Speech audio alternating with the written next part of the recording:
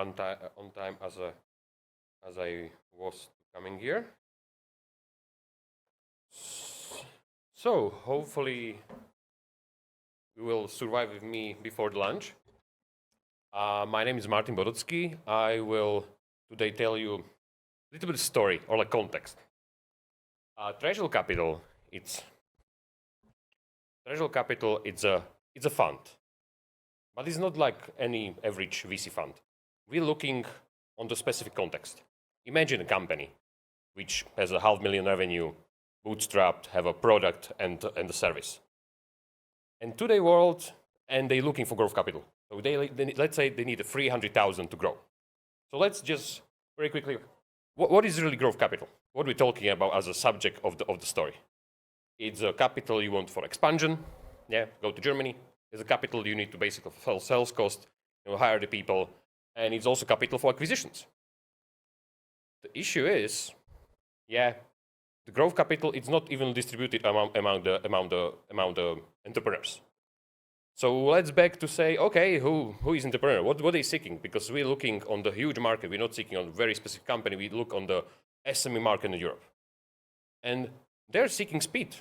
No one wants to spend 2 months negotiating with the bank or 9 months to fundraising. That's a startups game, not the, let's say, nice growing SME game. Also, they're expecting simplicity. So they don't want to have a bespoke deal every time they turn around. They want something which they eventually can understood on the market, which their lawyers can understood, which their accountants will understood, which the future potential buyer will understood. And lastly, they want something extra. Most of our entrepreneurs are millennials.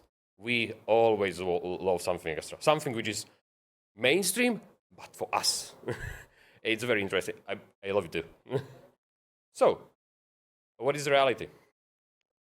Long process, either ways. These clients are digital SMEs. Don't have strong assets. Banks don't understand them. It's very hard to convince bank or VC. Sometimes it's also VC in the game. Like why I'm different. So we'll focus on the bank. Bank, if you don't understand you are young. Let's say imagine company below 4 years old for $500,000 revenue. That's the context we are looking at. So long process. It's a little bit win-loss proposition, as there is a scarcity on the market. The company, if they really need that 300,000, they will sign personal guarantee to the bank or rebrand to be VC-like, just because they need it. So they lost something. Always, it's not win-win partnership many times. And more work, like to reporting to bank, it may be easy if you get money. Reporting to VC, every VC is different, so it can be very hard. And the governance. So governance is something which is one of the slowest parts of the receiving capital, whatever capital. Maybe if there's some bankers, you have a covenants, for example. Good entrepreneurs will very focus on covenants because they can very nicely say destroy them. So growing capital needs more innovation. So what treasury capital is? It is something which is simple, need to be understood. We have lots of work ahead of us to basically tell the world how to understand the asset class to investors and to the company's minds. It's non-dilutive. We want to scale. We are a lender. We are not even fund, but we are not. We are a lender. It need to be effective. So the size of the capital of the product need to be effective for the scale. It should not be pocket money. It's not overdraft financing or working capital. It's a loan and has a twist we talk about, which I will push on the end of conversation. So what is USP? We are revenue based, so we are close to the risk of the company. So we really try to help them and share the risk with them. There is no personal risk, in quotes. There is no personal guarantee, but of course, if the executive director do something against you, there is a punishment. But if the company will, by market, stop functioning and there will be no way to survive it in the competition of the founder, let's say the COVID, like Ukraine, then you risk with him. So we going both down. There is no liquidation. Basically, there is no personal liability on the management or on the shareholders. And we providing up to 100% revenue to the company. And that's our effective part. So as I going back to the context, say 500,000 euro revenue company, they need 300,000 going out. So it need to be effective to them. So what is the ideal client? Or are they as digital SME we're looking for? We're looking someone who is 24 months in operation. What I mean in operation, they need to earn money in 24 months, not to be just registered. Earn money. You look, a very practical lender. They need to have at least $250,000 revenue for last 12 months. So we are sure they're just not like lucky shot, and they need to have a business model proven. What that means, that's our magic. So I will go to in the second. So what's the twist? What a twist for the millennial entrepreneur I'm looking here. My timer, horrible. So again, the first very clear. It's loan. There is no dilution. So they are not worried that you will be part. We can say the twist for millennial is very emotional.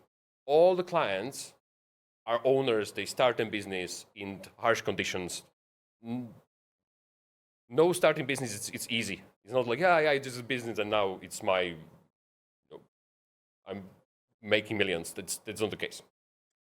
And come to that, it's a freedom capital. I know it sounds a little bit naive, but if you look on the founders, say, okay, I'm just going to bank and sign my house or going to VC and hope I can grow and deliver the VC returns.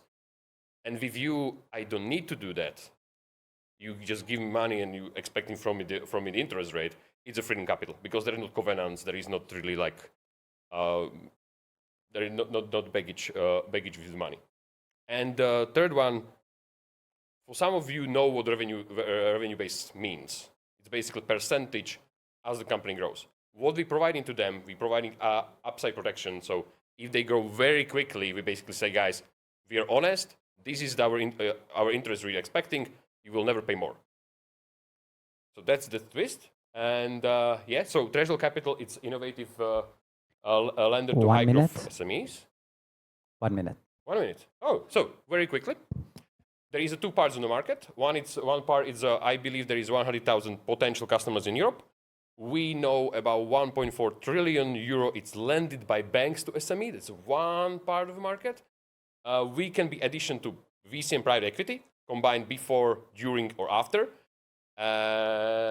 So our magic will be very quickly. We doing new companies calling house combination of financials and business. We can do a feedback companies in minutes. We have very unified due diligence. We're still doing it. We are not basically AI lender. Our business model, we building the technology so we can sell it. We are lenders, so we have transaction fees, and we can have an earn-out for the debt that, of course, we want to have it successful. So our team, I have a degree in data science and software engineering, but I was VC for the last 4 years, did 15 years myself. I have a guy who spent 10 years in credit risk in the bank and insurance. I have a guy who was head of sales in Twisto, which probably some of them know in the Czech Republic. So what we build technology, and now we're doing first close of the fund. So we're asking for 6 million in equity and debt, and the debt return is 70% IRR. Thank you very much. Thank you very much. I hopefully was not the last 1 minute. Okay. You can be on stage and perfect. Hello, guys. I think we spoke like 3 years ago. Yes. When I was chasing fintechs. That's right. Well, I mean, as you say, we spoke 3 years ago. I could not be more sold on the category, personally. I mean, we have... I know your portfolio, so... Yeah, well, exactly. We're investing in two businesses that do the same. So, I mean, I think the problem you're addressing about how the banking system is basically leaving a bunch of blind spots and clients underserved, I mean, that's a great example, right? So congrats. I think the idea makes tons of sense. Question for you, to Noe here, our colleague. Why do banks not do this? Two things. One, the ticket size is just too low for them to do any due diligence. And the second, we don't have a size of the market. If you go, I have one good friend on the board of the one Czech bank. They have 100 billion Czech crowns in the loan book for SME. Until you cannot present the bank, there will be at least 5% of that size. The market with some hard data, they will not move the needle. So which means they'll probably come after us. Makes sense.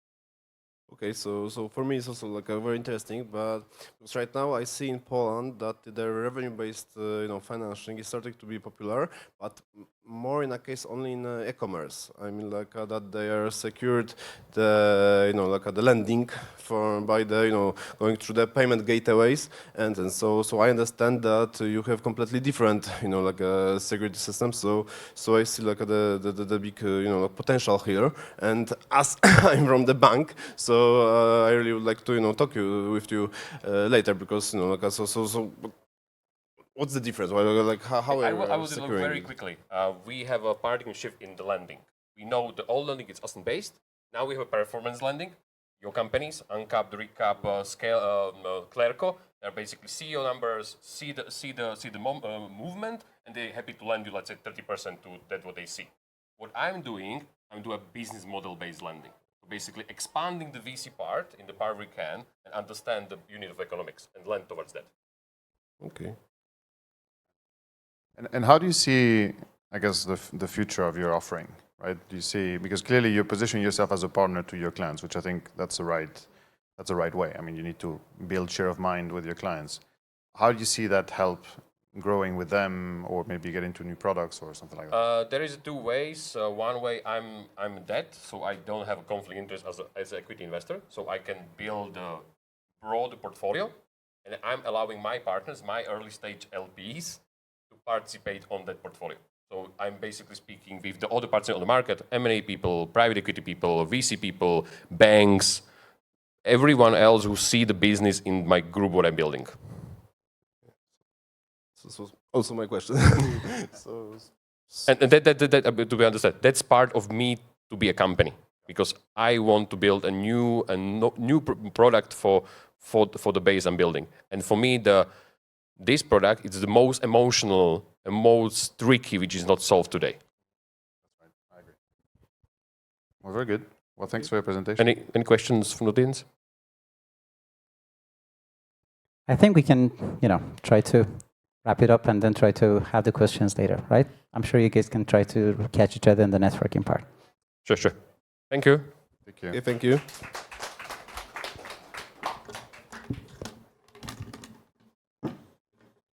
Guys, every minute counts, right? So I'm sorry if I'm, again, butchering another name, but Meminizi, if that's the right word. It's close. You can come here and correct me. So please welcome him on the stage.